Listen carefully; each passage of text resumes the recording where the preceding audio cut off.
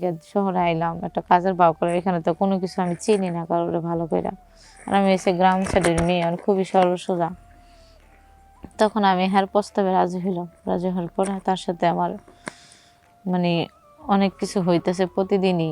সে যেভাবে বলতেছে আমি এভাবে শুনতেছি। শোনার পরে একদিন হঠাৎ কইরা আমি ভাবতেছি আসলে মানুষ যে অসহায় পড়লে যে মানুষ যে চোখে মুখে যে রাস্তাঘাট খুঁজে পায় না, এটা ঠিকই। আমিও তখন এত পরিমাণ অসহায় হয়ে গেছি যে বাবা নাই, মা নাই, চাচার কাছে একটু আসতে, চাচাও দিল না। চাচা বলে যে কাজ করে খা। তা আমি কি করবো বলেন, আমার তো কিছু করার নাই। এসব করে তো আমি বাঁচতে হইব। এরকম করতে করতে করতে করতে মনে করো অনেক দিন হয়ে গেল। আমার আর ভালো লাগতেছে না এসব করতে, ইচ্ছে করতেছে না করতে। তো ও খালি প্রতিদিনই আমার এখানে ডাকে। একদিন এক মেয়ে আমার বলতেছে যে দেখো, তুমি প্রতিদিন তোমাকে মালিক কেন ডাকে, তুমি তো কাজও করো না। আমি বলতেছি জানি না সে কেন ডাকে। না তুমি আমার কাছে বলতে পারো, সমস্যা নেই। তা আমি তার কাছে সব কিছু খুলে বললাম যে বোনা, আমার তো কেউ নাই, আমি তো গ্রাম থেকে এখানে আইছি একটা কাজের সন্ধানে, যাক যাবে যাবে এখানে একটা কাজ পাইলাম। তখন বলতেছে দেখো, তুমি এটার প্রতিবাদ কেন করো না।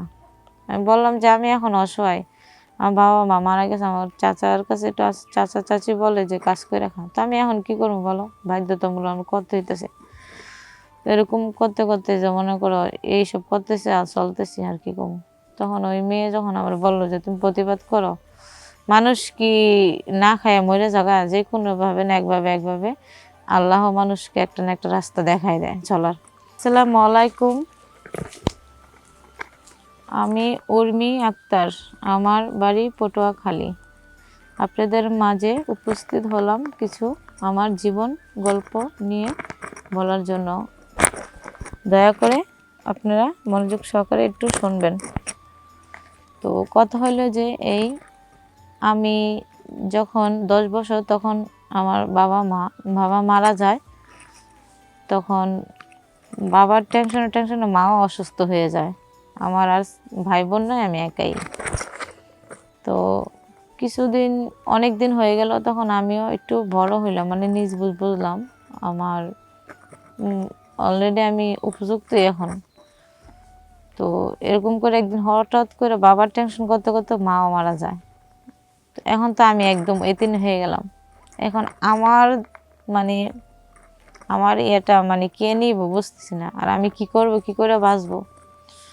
এরকম করতে করতে তো আমার যে চাচা, হ্যাঁ চাচার বললাম যে চাচা এখন তো আমার বাবার ভাই আছে। তো ভাই ভাই আর আমার চাচি আর চাচার বললাম চাচা এখন তো আমার আর কেউ নাই দুনিয়ায়, বাবা মারা গেল, মাও মারা গেল, আমি একটা মেয়ে মানুষ, আমি এখন কি করব আর কোথায় যাইব। চাচা বলতেছে যে কাজ করে খাও, সমস্যা কি, আমরা কি তোমার খাওয়াবো নাকি, আমরা নিজেরাই চলতে কষ্ট হয়। তো ভাবলাম যে আসলে যে মানুষ যে অসহায় হয়ে গেলে যে কি করব বুঝতেছে না কিছুই।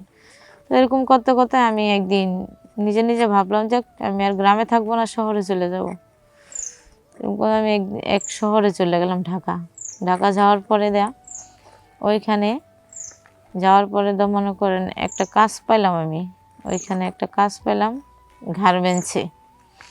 গার্মেন্টসে কাজ করলাম। আমার বেতন দিল বলতেছে শুরুতে তো 5,000 টাকা বেতন দিব, আর খানা টানা তাদের উপরে।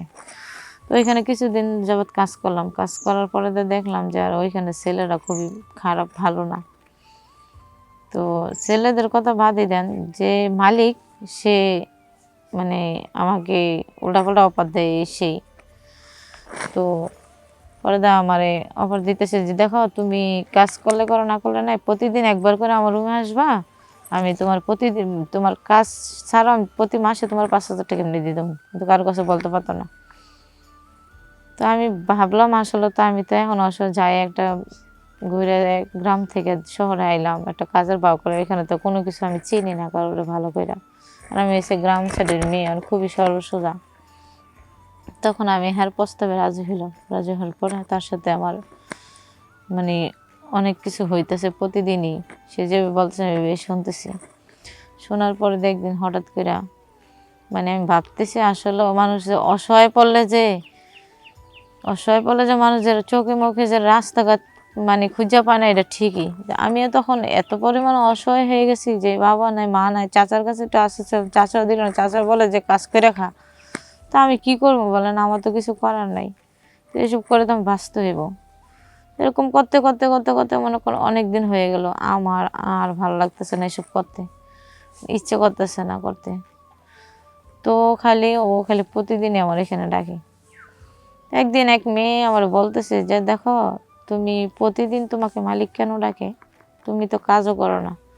আমি বলতেছি জানি না সে কেন ডাকে। না তুমি আমার কাছে বলতে পারো, সমস্যা নেই। তো আমি তার কাছে সব কিছু খুলে বললাম যে বোনা এই আমার তো কেউ নাই, আমি তো গ্রাম থেকে এখানে আইছি একটা কাজের সন্ধানে, যাক যাবে যাবে এখানে একটা কাজ পাইলাম। তখন বলতেছে দেখো তুমি এটার প্রতিবাদ কেন করো না। আমি বললাম যে আমি এখন অসহায়, আমার বাবা মা মারা গেছে, আমার চাচার কাছে একটু চাচা চাচি বলে যে কাজ করে রাখা, তো আমি এখন কি করবো বলো, বাধ্যতামূলক আমি করতে হইতেছে। এরকম করতে করতে যে মনে করো এইসব করতেছে আর চলতেছি, আর কি করবো।